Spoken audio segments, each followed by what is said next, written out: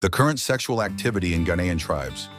When people talk about Ghana, they often speak of its beautiful beaches, rich gold mines, vibrant kente cloth, and peaceful democracy.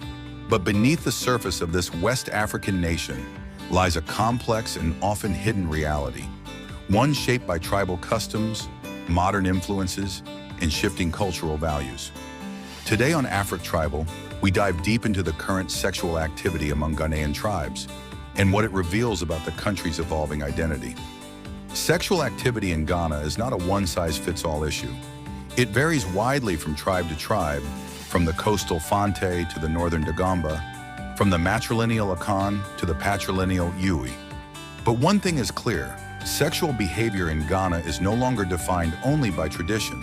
It's also being shaped by urbanization, social media, religion, and economic pressure. Let's start with the Krobo tribe, where one of the most publicly visible cultural practices used to be the Dipo rite, a puberty ceremony that marked a girl's readiness for marriage and adulthood. Traditionally, it was a sacred event that involved the partial exposure of the breasts, symbolic cleansing, and community approval of a girl's sexual maturity.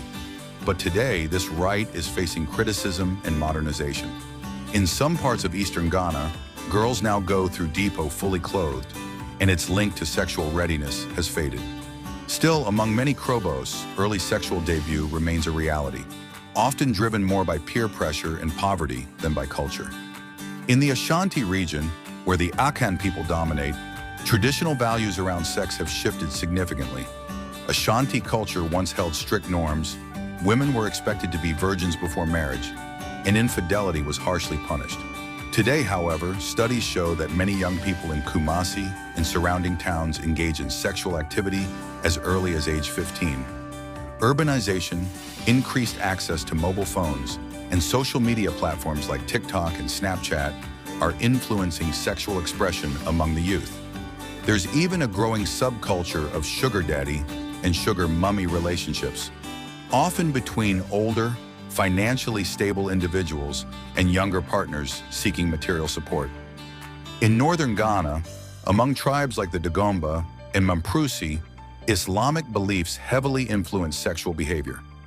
Premarital sex is discouraged, and community surveillance is stricter. But even in these regions, times are changing.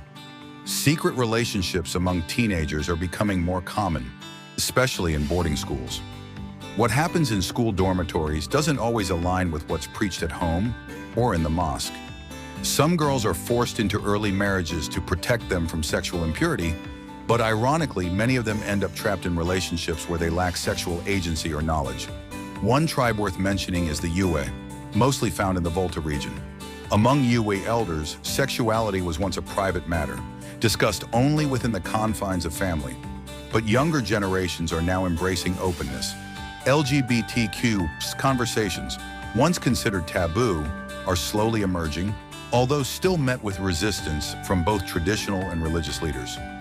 Meanwhile, transactional sex is on the rise in urban centers like Ho and Aflao, especially among female students. Many of them say it's not prostitution, it's survival. Across the country, contraceptive use remains low among youth, even though awareness is high. This is partly due to stigma, religious beliefs, and misinformation. Many young people fear being judged by health workers or peers, so they avoid buying condoms or visiting clinics. As a result, unplanned pregnancies are common. In some rural areas, girls who get pregnant are expelled from school or forced into marriage, while the boys face little consequence. In Accra and other major cities, there's a growing sexual revolution. Nightclubs, dating apps, and hookup culture are becoming more mainstream. Some blame this on Western influence, while others argue it's just part of Ghana's natural social evolution. Either way, the gap between urban and rural sexual behavior is widening. Interestingly, the role of religion in shaping sexual norms remains powerful. Churches and mosques continue to preach abstinence and moral conduct, but many youths report a dual life, one where they attend service in the morning and engage in risky behavior at night. Some religious groups have started offering sex education from a biblical or Quranic perspective, but critics say these efforts often lack practicality and openness. To sum it up, sexual activity in Ghana today is a mix of old and new, sacred and secular. traditional and trending. From Daipo rites in the Krobo land to TikTok-fueled hookups in Accra, Ghana's sexual culture is changing fast.